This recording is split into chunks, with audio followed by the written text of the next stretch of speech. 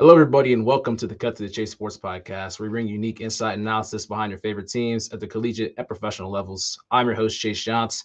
I'm joined by a special guest today. She's out in Vegas, where it's nice and sunny like it is in the entire country, but really nice and sunny out there. I got Erica Jones. Erica, thanks for coming on.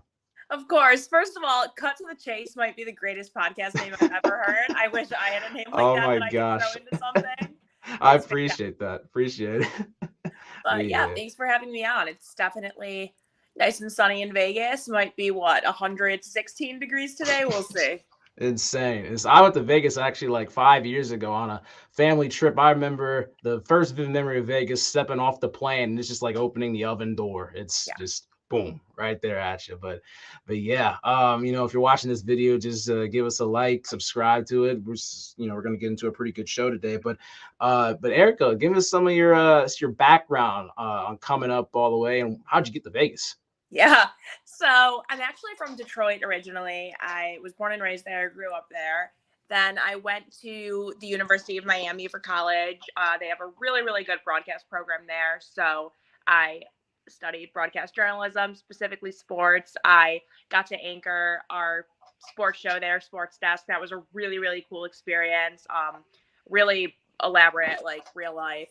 And then after college, I had a job in Oregon, actually, my first broadcast job. I was working for a local station there as a sports reporter, so covering Oregon State. That was a really cool experience. But I just kind of realized, like, into that job, it wasn't totally the right fit for me for a variety of reasons. But, I really, really wanted to be able to cover baseball. That's my passion. And there isn't any baseball there. So that was one thing that was really hard for me. Not having baseball, but it was cool because I did learn a lot about college basketball, college football. Getting to cover those sports was a really, really cool opportunity. I definitely fell in love more with basketball and football. But ultimately I was out there in Oregon and I got reached out to by someone in Vegas who has a who has a sports card and entertainment company out here. He wanted me to come and create their social content, do more reporting, interview type stuff, for more social media type content. So it ended up being a much better fit for me. So I moved out to Vegas for this job. So I'm taking a little break from TV, you could say. Definitely, I see myself more there long term, I think. But now I'm doing more so social media stuff, and that's what I do out here in Vegas. It's been really, really, really great. The company I work for is called Blaze Sports Cards. So they do sports cards, entertainment, content. I'm actually traveling this week to Chicago. We have a big convention out there, so that'll be really cool. That sounds like a lot of fun. Like, able to branch out and do something that you really love and, maybe get a chance to get back in the television world and all that. Like you said, baseball is a big passion of yours. I'll tell you this, baseball is probably like third on the sports list for me, but in the city of Cincinnati right now, LA De La Cruz, the Reds, they were killing it for the last month or so. What are your thoughts on him? I think like the first video, I think I saw you on TikTok, and I think you're talking about LA De La Cruz, and he's going to be a star, and he's pretty much done that so far. Yeah, I can tell you that for certain. He's going to be a star. The fact that he hit for the cycle within his first few games. Unbelievable. I couldn't tell you like what number game it was, but absolutely insane. He's, I think, the fastest player in baseball. I was looking at the percentile rankings yesterday or 2 days ago. I'm like thinking he would be like 97 or something. Nope, 100. Like no one's faster than him. He's incredible. I mean, definitely that little run that the Reds had there was crazy. And I just think, they're going to build a dynasty in the coming years. The Reds with him and Cam Collier when he comes up. That might be a few years from now, but there's definitely a lot of exciting things coming with the Reds. Yeah, it'd be nice to see a second coming of the Big Red Machine, but maybe in, a different, unique type of form and all. What are so like when you talk like MLB teams and all? I know that's the specialty for you. What teams do you think are rising? Rising at the right time, or do you think will continue to rise? And then what teams do you think stock is plummeting right now at one of the worst times? Yeah, so even though I'm a Red Sox fan, I'm super high on the Orioles right now. I'm Mm. really excited about what they're doing. I'm personally excited to see a team kind of take down Tampa Bay a little bit. They took 3 out of 4 games against that series against Tampa Bay this past weekend to hold sole possession of first place in the AL East. And I think that was huge. Of course, it's a long season, so we still have like 50 some games left. A Yeah. lot can change. But I think the Orioles are going to make a deep run. I'm excited for that. I kind of feel like a special connection to Adley. Like I said, I was covering Oregon State for a little bit, and he went there. He played baseball and football there, actually. So I'm always like, I don't know, feeling connected to him for whatever reason. But yeah, I'm about the Orioles. I definitely think they're going to make a deep run this year, and maybe win the division for the first time since 2014. As far as teams that, I don't know the word you use, stock like plummeted. Plummeted. Maybe not plummeted. That might be a little brutal, but yeah. Okay. Yeah. I mean, that's a hard one. I don't have any teams that I'm like, wow, they're really, really falling off right now. I think it's more so, we talk about teams that just like from the beginning of the year have been underperforming. The Mets, the Padres. I mean, it's just crazy. I mean, obviously, you could say like the Rays, now that they're not in first place anymore in their division, but I mean, they're still going to be a wild card team. I think they'll still make a deep run. I'm not too concerned for their sake. I mean, St. Louis too. That's another one that's just like really, really been underperforming a little bit. I don't know. Help me out with this one. What? Yeah, because like I'm about to say, because like I'm just not used to the Reds being this good. That's the thing where I'm like kind of confused about. And normally, St. Louis is always in it every single year. It feels like they're always like 1 or 2 in the division. They're always fighting for a division championship and all.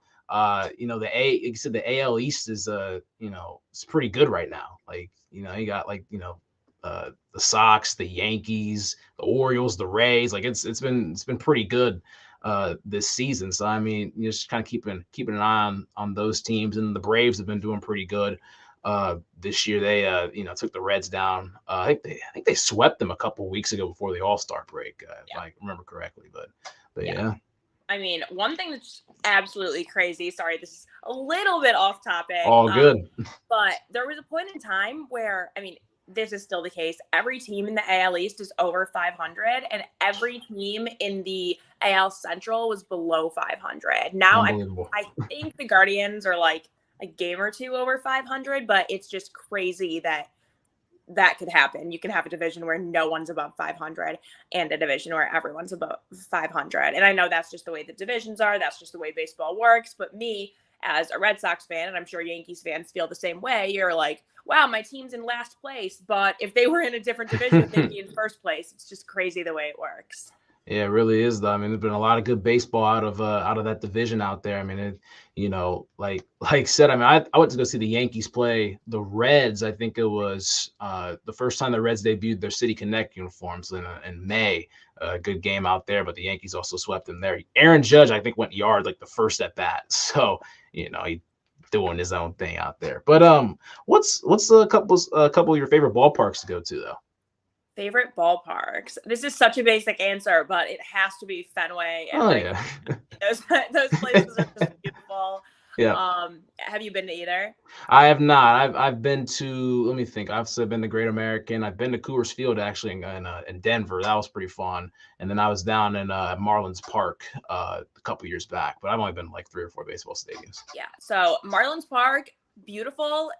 The worst location probably in all of sports. It's in the middle of nowhere. And it's so unfortunate because obviously Miami is such a great city, and where the Miami Heat play, it's a FTX arena now. It was American Airlines for so long, but that's in a good location. It's like you can leave there, walk into the town, whatever you want to do.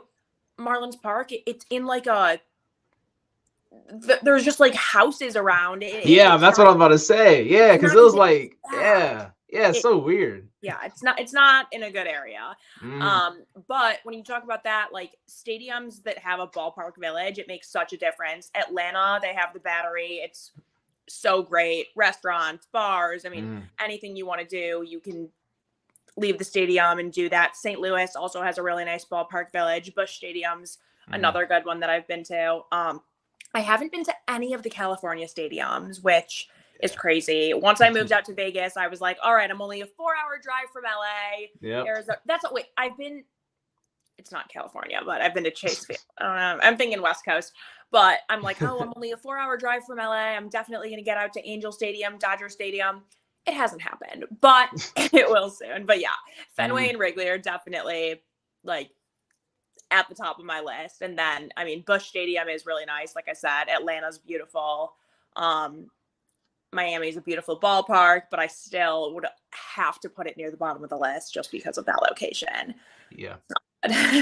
Yeah, that location, that's interesting because I remember we were walking up and they just, people in their houses are like, they were like, "Oh, you guys can park here. You just got to pay me and stuff." Like I'm like, that's kind of, it's a little shady over there, Little but shady, yeah. yeah, a little Um, shady. Hmm. yeah, and Yeah. it's actually funny. I will say, so of course, right now in Vegas, we don't have a professional baseball team, Hmm. but with the A's moving here, the A's AAA team, the Vegas Aviators, they play at Las Vegas Ballpark. It's like 10 minutes from me. It is a gorgeous stadium. I Oh. love going to those games. I think the A's should come play here like next year. I mean, it's great.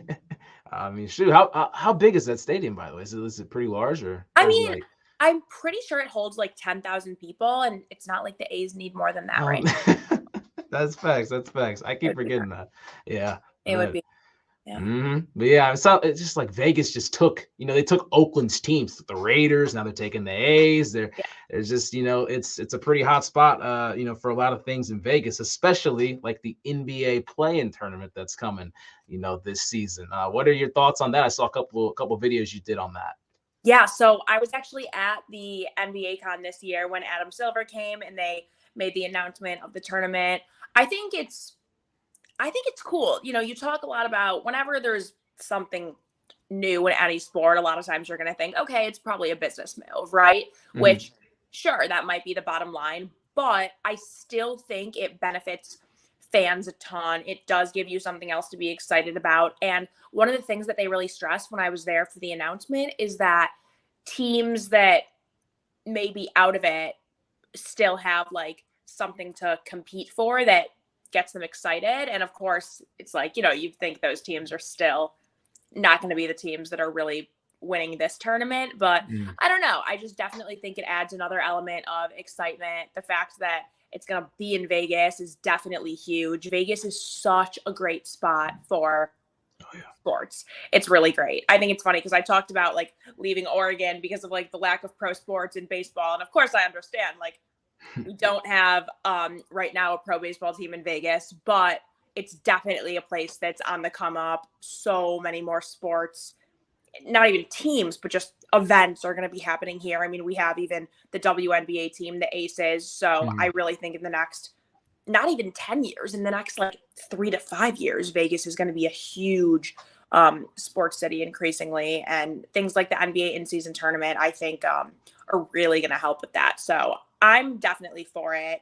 I feel like maybe more traditional fans wouldn't be, but I don't know. Us Gen Z fans, I guess we're okay with it. Yep. What about you? What are your thoughts? Yeah, I like it though. Like it's it's a nice switch up, I'd say. Like there are, when I'm looking at, it's hard to make predictions about who's gonna make it to the play-in championship and stuff. Like this not play-in championship, I mean the in-season tournament championship. Because it's like, there's some teams that start off really hot and stuff like that. And, you have your teams like, maybe the Lakers or veteran teams like that, the Lakers, the Warriors that, maybe they need a little more time to get in and get the season going and stuff. And you might not see them in the championship. You might see a young team like, randomly, maybe the Magic are there. Maybe, just someone that you couldn't expect is in that championship. It's actually really cool to see. But I think the format of how they're doing it with, having, the different groups and everybody playing 2 home, 2 away.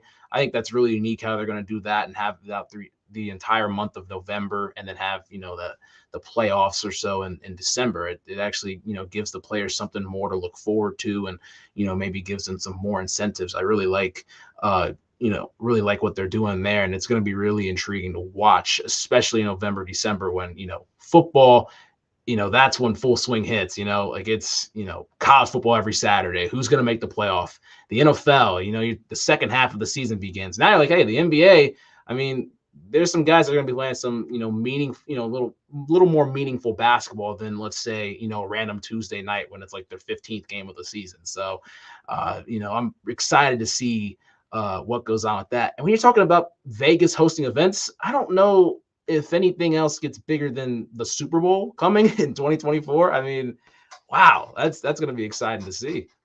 That is going to be absolutely crazy. I'm so excited about that. I'm not going to be able to leave my house because this place is going to be so crazy, but I mean, it's going to be absolutely nuts. I'm still figuring out how I'm going to get my way there, but I'll be there. Mark my words. Got that right. I'll definitely be there. So that's going to be really, really exciting. I know training camps are starting, so we're kind of transitioning into football season a little bit, but I'm excited about that. Got that right. Before we talk about some of those, got $304 million, a 5-year deal. What are your thoughts on that? Hang on. I lost you right before you said, all good. That question. Sorry. All good.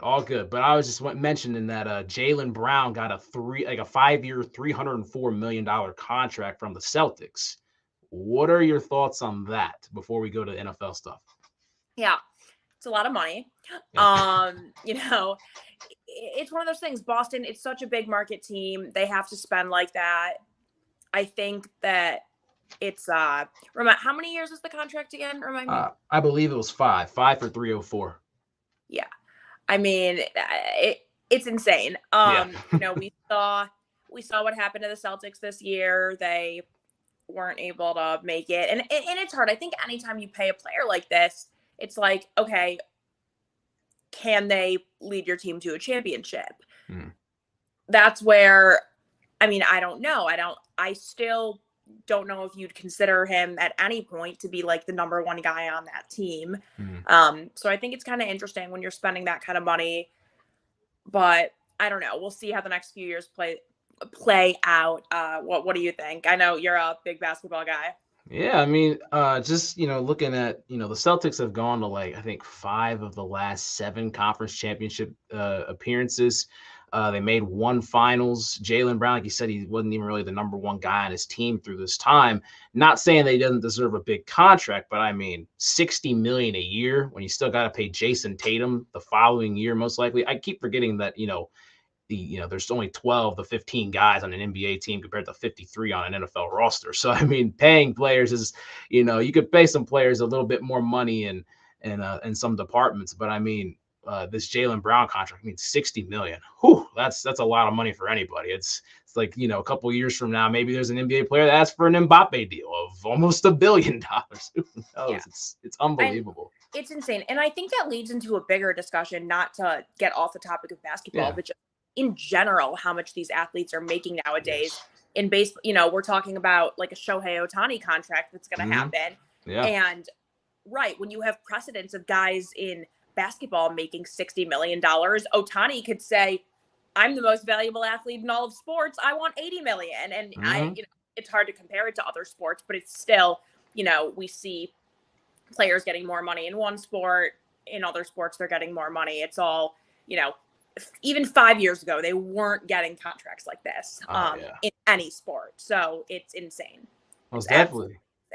Yeah, and it's like, and I was just thinking about this. So I'm also a Warriors fan. You don't call me a bandwagon or anything like that, but no, I love Steve Kerr. Yep, Curry. I mean, I was about to talk about Curry because he signed in 2017 a 5-year, $201 million extension.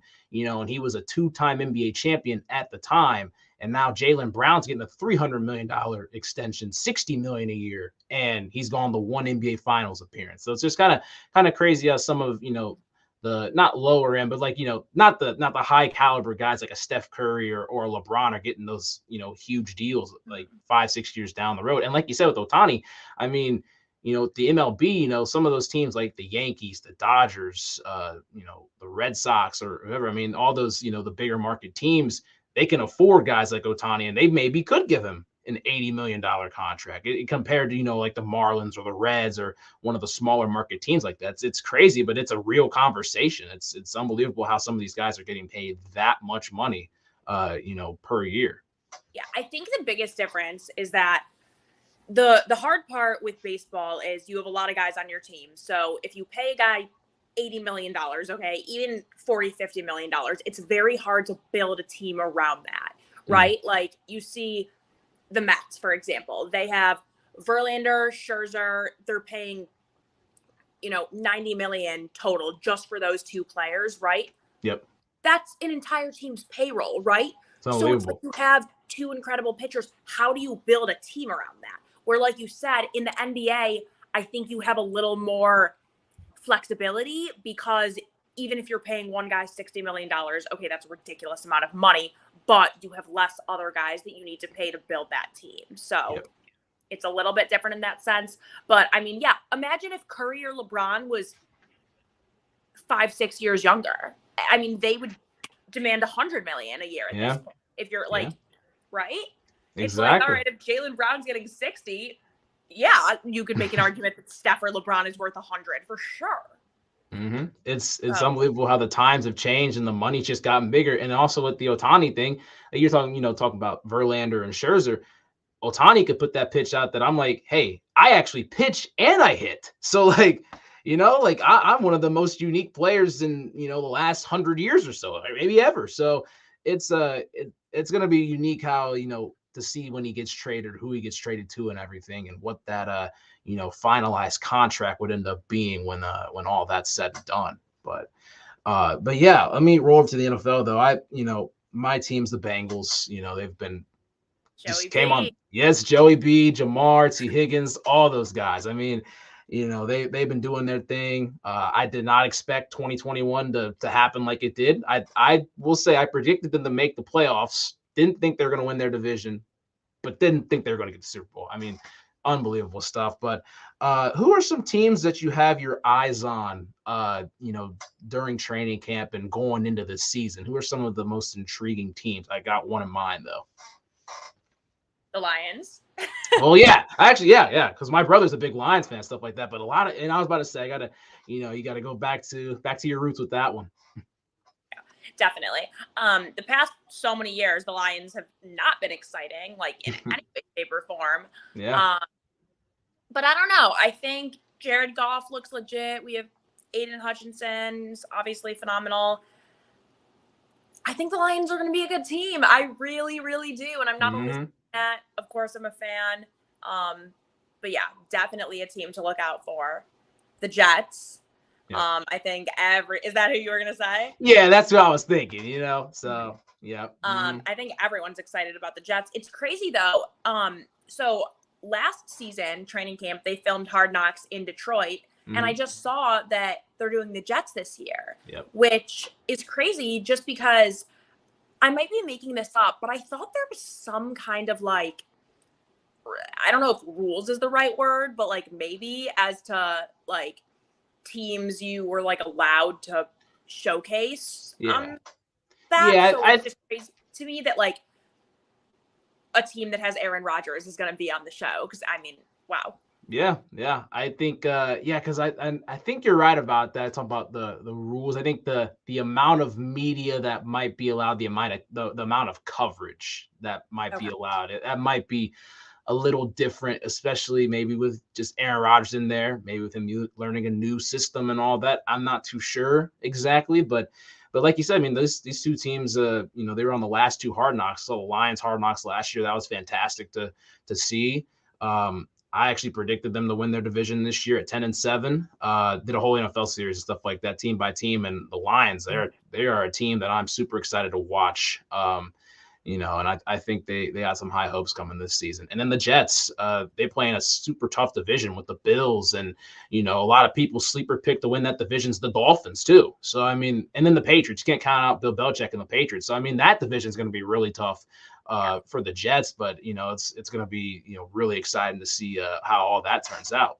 Yeah. Do you think Juju's going to be able to make a big difference? Talking about the Patriots. I think so. I mean, they got Bill O'Brien is actually their offensive coordinator now. He used to be their offensive coordinator about 10 years back when Tom Brady was there. I think it was a couple years, like it was like 2009 to like 2012, and then Bill O'Brien took the job with Penn State. I think he's going to be able to scheme Juju Smith-Schuster, into Mac Jones' strengths. I think they're going to throw the ball a bit more. They got some younger receivers now, but I think Juju's going to headline that group, and I think he'll actually step up and kind of lead in that department and everything. So I think the Patriots will take more of a passing attack and see what they have in Mac Jones, and he's going to rely a lot on Juju this year, especially in the slot. I mean, hey, you went from playing with Mahomes to Mac Jones, so yep. it'll definitely be interesting to see what happens there. Most definitely. Yeah, it's gonna be something. I mean, it's gonna be a bit of a culture shock at first. I mean, their first game's against the Eagles, so that's gonna be it's gonna be tough in general. But I'm excited to see what the Patriots are able to do, and just the entire NFL season in general. But I will say this, out west, there's a guy named Caleb Williams who kind of plays like Patrick Mahomes. A lot of people have said that's not really fair to give him that comparison, but in the college game, he does some Mahomes-like things. Won the Heisman last year, didn't make the playoff. Who would you take, Caleb Williams or the field, to win the Heisman this year? I am so high on Caleb Williams. Okay. Guys don't win the Heisman 2 years in a row, right? Yep. It just doesn't happen. Yep. But there's not a better quarterback. There just isn't. And really, we talk about Heisman. It's really a quarterback's competition, right? It is. I mean, one, and I don't even know the last time it wasn't a quarterback. It doesn't happen. I don't even, I think that USC can definitely make a push to the playoff this year. But even without that, I mean, other guys I think of that I would consider for the Heisman, Michael Penix Jr., Washington. Yep. Maybe you can have Bo Nix in that conversation. It's really Pac-12 quarterbacks. That's more so. Like, I'm, excited about the Pac-12 again. Like, I was covering the Pac-12 last year. But I don't know. I think Caleb is just, no one has an arm like him. I really, really think he could do it 2 years in a row. Yeah. And of course we got to let the season play out. We have to see, but at this point in time, he's obviously a heavy favorite, but I mean, I don't care about what Vegas says. Objectively, I mean, he is the best quarterback. Yeah. I think that's, pretty easy to see and everything. I know you got guys like Drake May, Quinn Ewers. Drake May goes to UNC, Quinn Ewers, Texas. I just don't think, Drake May is a really good quarterback. His team's just not going to be, good enough for him to maybe win a Heisman, stuff like that. Quinn Ewers might be a sleeper if he stays healthy and everything. And like you said, Michael Penix Jr., Bo Nix. Bo Nix had a great season up to the point. I'm not going to say he had a bad season after this, but I mean, up to the point when they played Michael Penix Jr. in Washington last year, when they lost. He had a good season up to that point. Michael Penix Jr., like you said, really, really talented quarterback up there in Washington. But I agree, Caleb Williams. That's a tough one to pass and everything. And it's not like he won the national championship last year, got all the accolades possible. So it's going to be hard to do it. He's got some more room to grow. He could go undefeated this year and win the Pac-12 in Vegas, have his Heisman moment there, and then win the Heisman Trophy and maybe go to the playoff. There's a lot of room for improvement for Caleb Williams still. Yeah, and what a way for him to go out also, with that being USC's last year in the Pac-12, really just, really making a name there. I mean, no one would ever forget that season. USC's last year there, Caleb Williams repeating Heisman. I mean, it would be nuts. Yeah, definitely would. I'm still, still kind of jarred that they're going to the Big Ten and everything. Them and UCLA. I'm an Ohio State fan, so it would take some getting used to see them over in the Big Ten every single year. So, you know, It's definitely interesting. And like I said, when I was out there last season covering Pac-12, it's like, all right, well, what's Oregon going to do now? They're not going to want to mhm, play in a division without, or a conference, excuse me, like without those two teams. What are they going mhm. to try and call up the SEC now and try and one up them? It's just, there's definitely going to be a lot of shifting within the next couple of years. And it's honestly unfortunate, in my opinion, because it's only going to be the Big Ten and the SEC, really. Yep. Like I said, this year, in my opinion, I think the Pac-12 is the most exciting conference this upcoming season. I think across the board, I think they have the best quarterbacks. Even like DJU at Oregon State now is like something Yep. really interesting. I mean, who knows? Like maybe we've seen all we're going to see from him. Maybe he could be as good as anyone. I don't know. The point Yep. is, there's a lot of exciting storylines in the Pac-12, even with Deion Sanders, whatever. But I feel like after this year, we're really just going to have two conferences. Yeah, at this point, I mean, it's just, all the good teams are trying to go Big Ten, SEC, whatever. But I mean, like you said, I mean, it's going to be storylines galore out west in the Pac-12, and I'm excited to see, how everything plays out and all. Before we get out of here, do you have anything you want to say before we wrap this thing up? Go Red Sox. Yeah, there you go. Yeah, shoot. um, Yeah. I mean, no, I feel like we really covered a lot of different sports. I really like how your podcast covers a wide variety of sports as opposed to just one singular sport. I know people always talk about finding a specific niche and really hammering that, but sports fans are sports fans, you know? Mm, I think that it's really good to be able to talk all sports. So I love that. I mean, I could talk baseball all day, of course, but I really yeah, like being able to branch out a little bit. So I really, really appreciate you having me on. Thank you so oh, much for reaching out. And I would love to do this again, maybe when most I definitely. have my computer back and I'm in a little more, a little better of a setup. You uh, got your whole professional setup. I should have gone to my office to do this, but That's all good. I got just a green screen and an elliptical right behind me, but it's all good though. But I appreciate you coming on and everything. This was fun, but make sure to like, subscribe to the page, and we will